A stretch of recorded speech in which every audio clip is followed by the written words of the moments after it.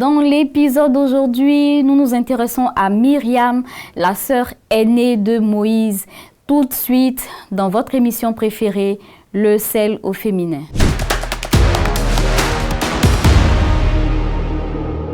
Bienvenue dans votre émission Le sel au féminin, l'émission destinée à l'édification et à l'épanouissement de la femme. C'est un réel plaisir pour nous de partager un nouveau thème. Et le programme d'aujourd'hui a pour titre Myriam. Et c'est tout de suite en compagnie de nos deux charmantes invitées. Bienvenue sur notre plateau, Tata Edith. Merci. Comment tu vas? Par la grâce de Dieu. Et toi, Nathalie? Je vais bien. Éléonore Edan, bienvenue. Merci Nathalie. Comment tu vas, Éléonore? Très bien. Et toi? Par la grâce de Dieu, je vais bien. Dieu merci. Nous sommes contents de vous recevoir sur le plateau. Merci. Alors, mesdames, par moments, Dieu nous utilise pour aider une personne à accéder à un niveau plus élevé. Cela peut être dans le sens professionnel, dans la vie spirituelle ou sociale. Avez-vous déjà contribué à l'élévation d'une personne? Si oui, dans quelles circonstances? Et pourquoi c'est important de garder à l'esprit qu'on doit du respect à cette personne malgré tout? Mais avant que vous ne répondiez, je vous invite à suivre ce que pensent les personnes qui ont participé à notre micro-trottoir. J'ai vécu une situation plus ou moins similaire. Nous étions un jeune ami musicien de l'église. J'avais un frère qui m'avait approché pour me dire « Ah, comme toi tu as commencé le piano avant moi et que moi j'ai aucune base, est-ce que tu peux m'aider à avoir quelques notions de piano, quelques notions ?» Je lui ai dit « Ok, il n'y a pas de problème ». Donc dans mes nouveaux jours, parce que moi-même j'étais encore un nouveau, pas un spécialiste en tant que tel, je lui ai montré tout ce que je pouvais. Et aujourd'hui, chose qui est bien, c'est qu'il a pu transcender ces petites notions que je lui ai données en de plus grandes choses. C'est pour dire qu'il s'est appuyé sur cette base-là pour pouvoir développer encore d'autres choses. Et moi, ça me réjouit. En même temps, je dis que c'est vrai que là, maintenant, il a pu développer un autre système de piano à partir de ce que j'ai pu lui apprendre. Mais ça ne fait pas de cela, c'est pas pour cela du moins que je vais dire que j'ai mal agi en lui enseignant le piano. Ça a été un bien pour lui. Aujourd'hui, il se sent à l'aise. Je lui dois toujours le respect en tant qu'un grand frère, que ce soit du côté du groupe d'amis et aussi en tant qu'un grand frère, que ce soit au niveau du piano, parce qu'il a pu transcender, il a pu développer ce que je lui ai appris en quelque chose de nouveau. Voici un peu ce que je peux dire concernant la question. Voilà, j'ai rencontré un ami d'enfance un jour. J'étais en face de là où je travaillais et on a causé, on a échangé. Il m'a demandé si je pouvais lui faire, le présenter à d'autres personnes pour qu'il puisse avoir des contrats et tout ça. Et je n'ai pas hésité, j'ai pris ses contacts et en tout cas dans la même semaine, Dieu m'a fait grâce, j'ai pu le mettre en contact avec quelqu'un et qu'il a effectivement appelé et ils ont commencé à travailler ensemble. Et après, quand il m'a fait le retour, ça m'a vraiment fait du bien. J'étais contente de savoir que j'avais quand même participé à quelque chose d'aussi important. On doit les respecter parce que non seulement nous-mêmes on est passé par là, et ensuite parce que ce sont des personnes à part entière. Voilà, c'est pas parce qu'elles ne connaissent pas, elles ne maîtrisent pas un domaine qu'on peut les traiter comme des personnes idiotes et tout. Donc on doit les respecter. Ça fait partie de la vie et nous aussi on en bénéficie aussi. Effectivement, j'ai aidé quelqu'un. Voilà, il s'agit d'un ami. Lorsque nous étions à l'université en deuxième année, alors qu'il voulait abandonner les études, je lui ai conseillé comme ça de ne pas abandonner parce que ce n'est pas la fin. Et par la grâce de Dieu, aujourd'hui, il est professeur titulaire de l'ENS, de l'État de Côte d'Ivoire, dans une des localités de la Côte d'Ivoire. Voilà. Et j'ai dit merci à Dieu parce que ce conseil lui a été utile et aujourd'hui, il est devenu, comme on peut le dire, quelqu'un dans la vie. Oui, effectivement, on doit respecter ces personnes-là parce que c'est vrai, c'est grâce à moi qu'il a réussi aujourd'hui, mais je lui dois du respect pour que lui aussi, demain, il puisse développer ce geste-là pour aider d'autres personnes encore dans la société. En milieu scolaire, je me rappelle bien, j'étais parmi les meilleurs de la classe et on était allé à l'examen. Dieu, dans sa bonté, n'a pas permis que j'aie mon examen, alors que je faisais partie des premiers de classe. Donc j'ai un ami qui n'était pas vraiment ça, il n'avait pas le niveau parce que il était plus dans la musique, il voulait devenir artiste. Donc il n'avait pas en son temps le temps de s'asseoir et étudier. Donc je l'ai conseillé, je l'ai encouragé qu'il ne doit pas abandonner. Et je lui ai donné des stratégies, ce qu'il doit faire pour pouvoir avoir un bon niveau. Et le gars, il est parti en congé. Je lui avais déjà donné quelques directives concernant les cours qu'il devrait étudier déjà. Et il a bien fait. Quand il est revenu en rentrée scolaire, il était très brillant dans sa classe. Moi, j'étais dans une autre classe, lui était dans une autre classe et il faisait partie des meilleurs. Et Dieu a permis que ce dernier-là puisse avoir son examen. Et après, quand on a eu le bac, bien sûr, aujourd'hui, Dieu, dans sa bonté, permet qu'il soit dans un domaine où il est vraiment bien assis. Il travaille dans une entreprise aujourd'hui. Il est, je dirais, il est à l'aise, comme on le dit chez nous. Il ne dépend pas vraiment des gens, il est vraiment bien. Le fait que vous aidez une personne et puis vous ne respectez pas la personne, et ça diminue la personne et ça crée quelque chose dans la personne en fait. Donc c'est pourquoi, comme la Bible dit, il est bon même souvent de faire des choses sans que les gens ne le sachent. Sans que les gens ne le sachent. C'est l'idéal en fait. Ça a été bien dit, ces micro-trottoirs. Comme je l'ai dit au tout début, nous parlons de Myriam. Elle a participé à l'élévation d'une personne importante, Moïse. Et nous trouvons cette histoire dans Exode chapitre 2. Nous allons commencer la lecture à partir du verset 1. Tata Eddy, tu peux nous lire de 1 à 3 ou 4. Un homme de la maison de Lévi avait pris pour femme une fille de Lévi. Cette femme devint enceinte et enfanta un fils. Elle vit qu'il était beau et elle le cacha pendant 3 mois. Ne pouvant plus le cacher, elle prit une caisse de jonc qu'elle enduisit de bitume et de pois.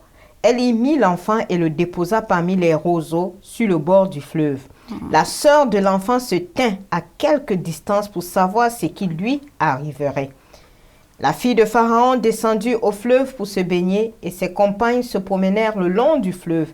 Elles aperçurent la caisse au milieu des roseaux et elle envoya sa servante pour la prendre. Elle l'ouvrit et vit l'enfant. C'était un petit garçon qui pleurait.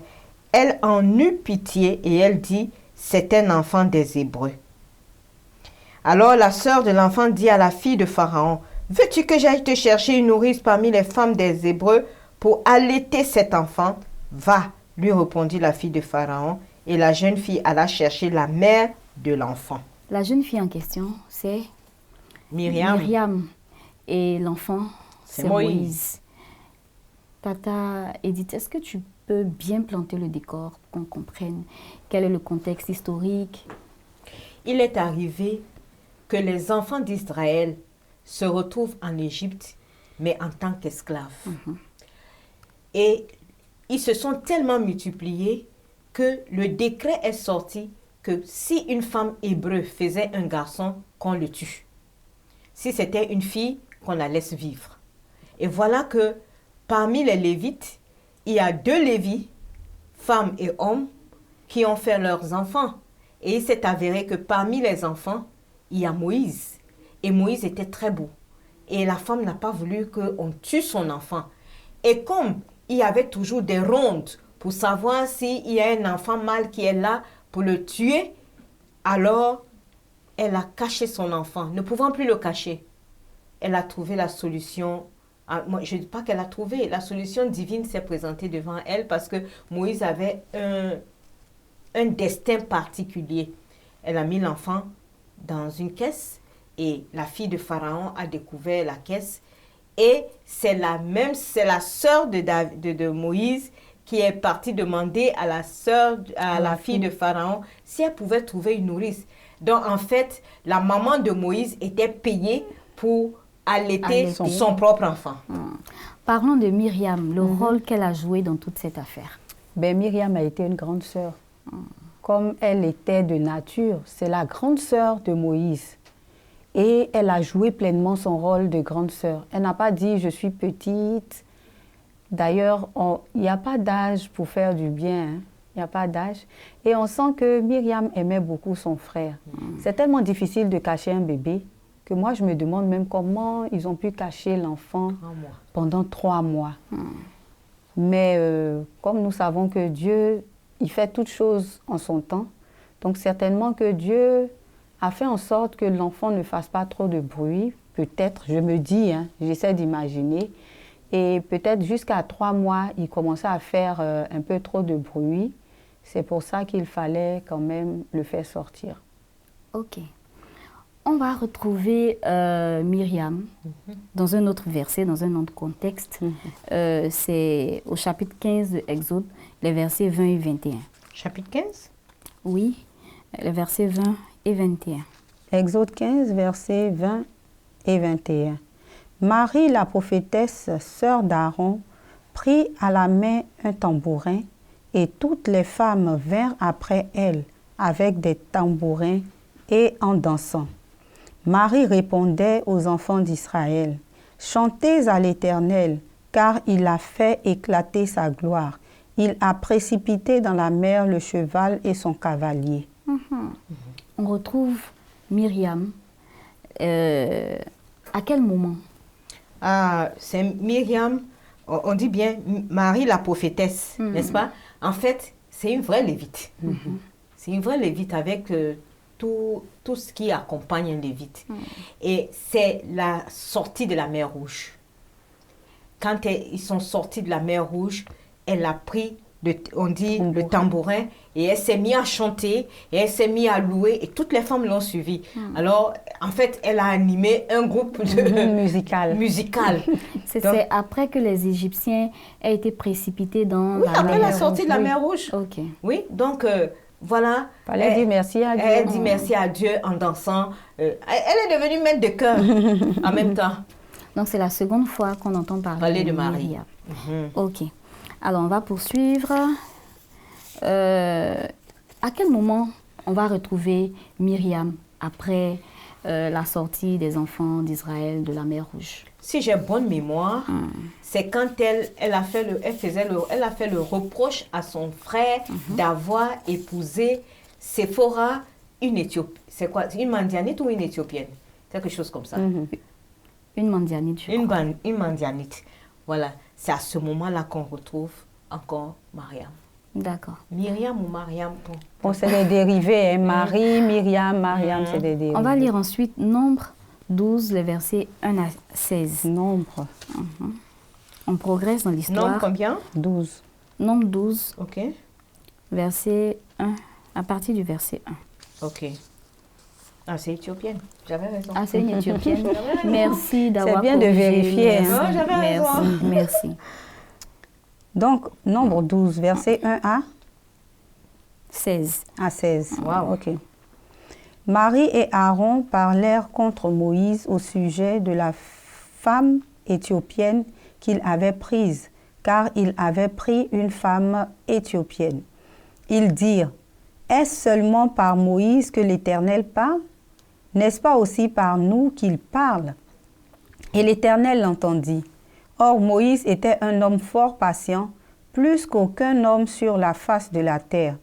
Soudain l'Éternel dit à Moïse, à Aaron et à Marie, « Allez, vous trois, à la tente d'assignation. » Et ils y allèrent tous les trois. L'Éternel descendit dans la colonne de nuée, et il se tint à l'entrée de la tente. Il appela Aaron et Marie, qui s'avancèrent tous les deux. Et il dit, « Écoutez bien mes paroles.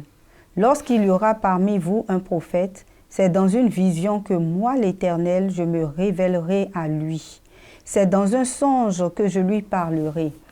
Et il n'en est pas ainsi de mon serviteur Moïse. Il est fidèle dans toute ma maison. Je lui parle bouche à bouche. Je me révèle à lui sans énigme, et il voit une représentation de l'Éternel. Pourquoi donc n'avez-vous pas craint de parler contre mon serviteur, contre Moïse? On va s'arrêter là d'abord.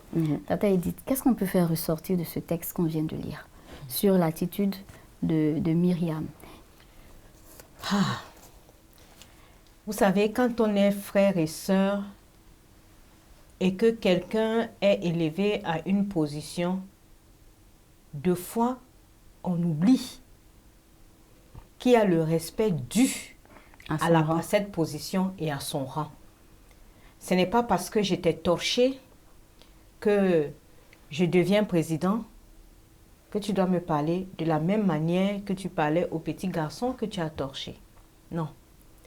Et avec Dieu, il y a une sorte de respect qui doit s'asseoir, si je peux dire ça comme ça. Nous, les Africains, nous connaissons bien le sens de cela.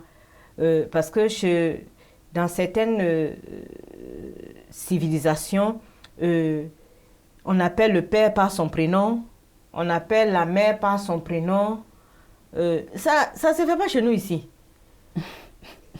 C'est d'ailleurs l'une des raisons pour laquelle je t'appelle Tata sur le plateau. Oui, mais ça ne se fait pas ici.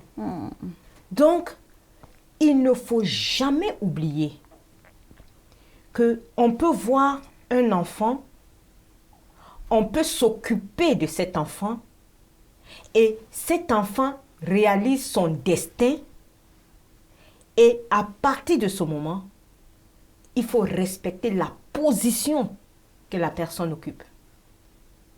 Mariam a complètement oublié que son frère était le meneur que Dieu s'est choisi pour sortir le peuple, pour conduire le peuple. Et elle s'est mise à critiquer. Qui mieux qu'elle devait défendre son frère? Qui mieux qu'elle devait protéger son frère? Et pire encore, elle s'est associée à leur grand frère. Mais il y avait de la jalousie. Mais c'est loin de l'Éternel. C'est loin de l'Éternel. Éléonore, tu veux dire quelque chose sur le fait qu'elle ait parlé sur loin de l'Éternel? Oui, je veux dire que Dieu se choisit qui il veut. Il peut prendre le plus grand, il peut prendre le plus petit. Mais dans tous les cas, même si quelqu'un n'est pas choisi par Dieu, nous devons avant tout le respect les uns aux autres. Le grand frère doit respecter son petit frère et le petit frère doit respecter son grand frère. Et Myriam était celle-là même qui connaissait mieux Moïse puisqu'elle a suivi depuis sa naissance. Elle a travaillé aux côtés de Moïse. Dieu aurait pu choisir Moïse et puis ne pas prendre auprès de lui Myriam ni Aaron. Il pouvait choisir quelqu'un d'autre dans le peuple. Mais il les a pris aux côtés de Moïse parce que c'était cette petite famille-là qui quand même était restée fidèle à Dieu. J'ouvre une brèche ici pour dire que Dieu peut même te choisir, toi Myriam. Dieu peut te choisir, il peut te lever à des fonctions auprès de lui. Mais cela ne fait pas de toi quelqu'un de plus grand que les autres, quelqu'un qui doit manquer de respect. On a dit de Myriam qu'elle était prophétesse. Mais du moment où elle a parlé contre Moïse qui avait été choisi par Dieu, elle a attisé la colère de Dieu. Elle a attisé la colère de Dieu. Et la Bible dit que Moïse était un homme patient. Très fort patient. Très patient. Et cette patience-là fait que Moïse n'a absolument rien dit. Mais est-ce que ça a plu à Dieu? Parce qu'on voit que l'Éternel s'est énervé contre Myriam. Qu'est-ce qu'on peut dire là-dessus? Moi, c'est ce que j'aimais.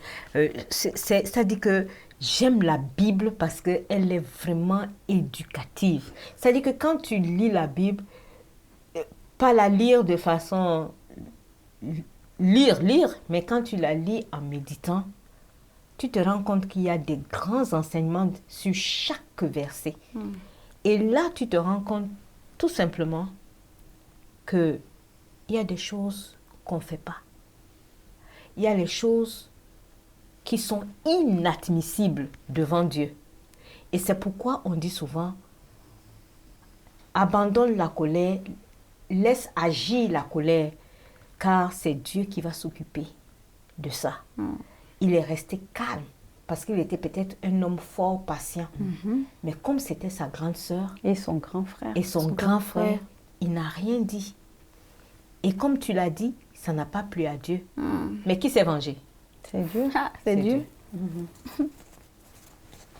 C'est un très bel exemple. Et Dieu décide de faire quelque chose à Myriam. Éléonore, on en dit Myriam plus. et Aaron. Au verset 9 de Nombre 12, on nous dit « La colère de l'Éternel s'enflamma contre eux, et il s'en alla. La nuée se retira de dessus la tente, et voici, Marie était frappée d'une lèpre blanche comme la neige. Aaron se tourna vers Marie, et voici, elle avait la lèpre. Elle a une lèpre que l'Éternel lui-même lui avait donnée. Oui, et ça c'est grave. Quand la punition vient de l'Éternel, c'est grave. Et je veux dire que Dieu peut nous associer à son œuvre. Il donne à chacun un talent, à chacun une bénédiction, à chacun un poste à pourvoir. Chacun doit aimer ce que Dieu lui donne. Il ne doit pas envier celui de l'autre. Parce que c'est vrai, Dieu a parlé à Moïse depuis toujours et Myriam et Aaron le savaient. Mais pourquoi là maintenant venir poser ce genre de questions? Est-ce que c'est pas Moïse seul que Dieu parle? Et là, le nom de Dieu est cité. Et Dieu a dit, tu ne prendras point le nom de l'Éternel en vain. Tu sais pertinemment que ce n'est pas Moïse que Dieu vous parle. Toi, Myriam, tu le sais pertinemment, mais tu poses la question. C'est comme Job qui disait toutes ces choses. Et Dieu maintenant de lui demander, quand je créais le soleil, tu étais où? Est-ce qu'on comprend un peu? Certaines choses qui sortent de nos bouches, des questions qui remettent en doute la vie de nos frères ou de nos sœurs, peuvent nous porter préjudice. Et ça a porté préjudice à Myriam, mais moi, je prendrais ça d'une autre façon. Il est bien signifié que Myriam était prophétesse, donc Dieu lui parlait. Non, mais Dieu a mis la différence. Hein. Oui, je sais. Il a dit à Moïse, il parle bouche à bouche. Oui, non, voilà. Mais le fait que Dieu lui parle, elle se dit qu'elle a les prérogatives de Dieu. Ça, c'est incontestable. Elle est prophétesse. À partir du moment où elle est prophétesse, Dieu lui parle, quelle que soit la manière que Dieu choisit de lui parler. Mais la différence, c'est que Dieu a fait de Moïse le lead. Hein? C'est ça, c'est pour cela que Dieu spécifie que s'il y a un prophète, je lui parle par des visions, mais par contre, avec Moïse, je lui parle bouche à bouche, oreille à oreille. En fait, c'est parce qu'il a fait de Moïse le lead. Et quand c'est comme ça, il faut respecter le leader. Tu ne peux pas venir... Et puis, ce qui fait mal, mais c'est que tu critiques même le leader face à face. Et en fait, tu remets en question la capacité de Dieu de le choisir comme leader. Et ça ne peut pas plaire à Dieu. Et non, ça ne peut pas. Ça ne peut pas plaire à Dieu. Et la punition la plus grave d'alors, c'était te rendre lépreux. Quand on te rend lépreux, tu quittes le camp. Elle a quitté le camp. Oui, tu quittes le camp. Ça veut dire que tu es désavoué. Et quand c'est comme ça, c'est une grosse honte. Tu ne fais plus partie du peuple. Tu ne fais pas. Ça dit que c'est une grosse honte. En fait, quand Moïse a plaidé, en fait, c'est ce qui est intéressant parce que Aaron se rend compte de ce qui se passe. Lui, en tant que le sacrificateur, il dit à son frère que, hey, Joe, il faut plaider pour ta grande sœur. Il faut plaider pour ta grande sœur. Et Moïse, comme il aimait bien les siens, il a plaidé pour sa sœur. On va lire ça. On va lire le texte là où Moïse plaide. Éléonore, verset 13. Verset 13. Moïse cria à l'Éternel. Oui, je vois, mais je voulais qu'on commence au verset 11. D'accord, vas-y. Pour que ceux qui nous suivent soient un peu dans le bain. Alors Aaron dit à Moïse, « De grâce, mon Seigneur, ne nous fais pas porter la peine du péché que nous avons commis en insensé et dont nous nous sommes rendus coupables. » Là, Aaron se confesse. 12. Oh, qu'elle ne soit pas comme l'enfant mort-né dont la chair est à moitié consumée quand il sort du sein de sa mère. Verset 13. Moïse cria à l'Éternel en disant, « Ô Dieu, je te prie, guéris-la. » On voit Moïse maintenant qui intercède pour sa grande sœur. On poursuit la lecture, Éléonore. Verset 14. Et l'Éternel dit à Moïse, « Si son père lui avait craché au visage, ne serait-elle pas pendant 7 jours un objet de honte, qu'elle soit enfermée 7 jours en dehors du camp, après quoi elle y sera reçue. » Et Marie fut enfermée 7 jours Oui. en dehors du camp, et le peuple ne partit point jusqu'à ce que Marie y fût rentrée. Verset 16. Après cela, le peuple partit de Hatséroth et il campa dans le désert de Paran. Tata Edith. Oui. Par rapport à la fin de cette histoire, on voit Moïse qui Plaide. plaide et Dieu qui répond. Et 7 jours après, Myriam retrouve la guérison. Elle intègre le camp à nouveau. Qu'est-ce qu'on peut dire? Dieu, c'est un Dieu compatissant. Quand on revient de tout cœur à son Dieu, quel que soit ce que tu as fait, Dieu te pardonne. Et mieux encore, la personne que tu as offensée, s'il lui demande à Dieu, il plaide pour toi, c'est encore beaucoup mieux. Parce qu'au moins, il ne va pas garder... En fait, ça lui permet de ne pas garder de rancœur et de plaider vraiment, de telle sorte que lui-même ne puisse pas tomber dans le péché également. Donc, Dieu, comme je le dis toujours sur ce plateau, Dieu est un véritable pédagogue. Il nous enseigne comment marcher, comment faire, comment le toucher, comment arriver à ce qu'il nous écoute, il nous exauce. Ça, c'est notre Dieu. Et il est encore accessible à nous. Qu'est-ce qu'on peut retenir de cette histoire? Cette histoire vraiment est riche en enseignements. C'est vrai que le principal personnage, c'est Myriam.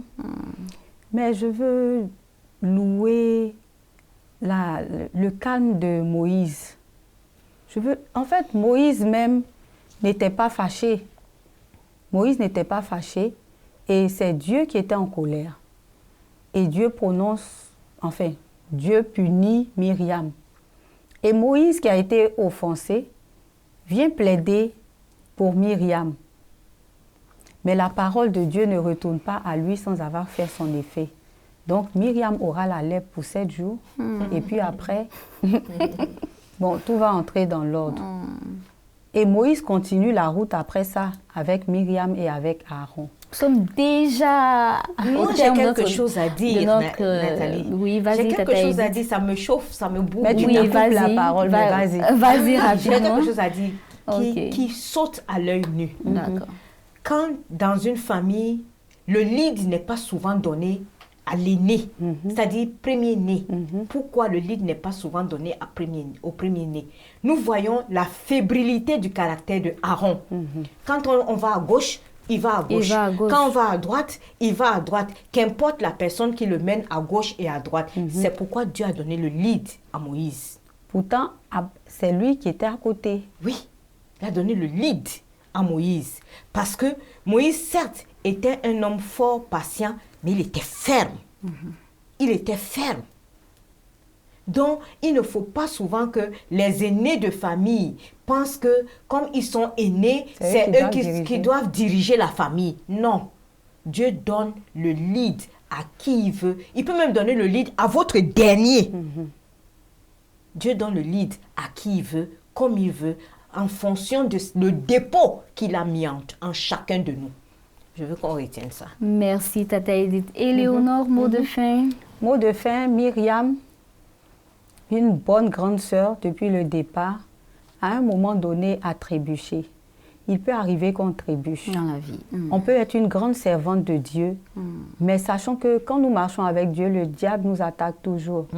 Il peut arriver qu'on trébuche, mais le plus important, c'est de pouvoir se relever. Et donc, Myriam s'est n'oublions pas, relevée après. même grâce à l'homme la de prière Dieu le Moïse. plus en vue de la terre peut tomber un jour. Mais quand nous tombons, relevons-nous, ne restons pas à terre. Merci, Éléonore. Tata Edith, mot de fin? Oh, je dis vraiment, c'est une belle expérience avec Myriam. On a appris beaucoup de choses. Il faut respecter le leader. Il faut marcher humblement avec ses frères. Il faut savoir que Dieu donne à qui il veut, comme il entend, et savoir respecter les choix De Dieu. Non, pas de Dieu, les choix que nos frères peuvent faire. Ils peuvent être mauvais à nos yeux, mais tant que ça passe devant Dieu, nous les respectons. Merci à Tata Edith et à Éléonore de nous avoir enrichis à travers tout ce partage. Que Dieu vous bénisse abondamment. Nous sommes au terme de notre émission. Si comme Myriam, tu as participé à l'élévation d'une personne et que tu as commis des erreurs, souviens-toi que cette fois, le juste tombe et il se relève. Mais les méchants sont précipités dans le malheur. Nous trouvons cela dans Proverbe 24, verset 16. Le sel au féminin, c'est fini pour aujourd'hui. J'ai pris plaisir à partager cette émission avec vous. Merci de nous suivre et de rester fidèles à cette émission. Je vous dis à très vite pour un nouvel épisode.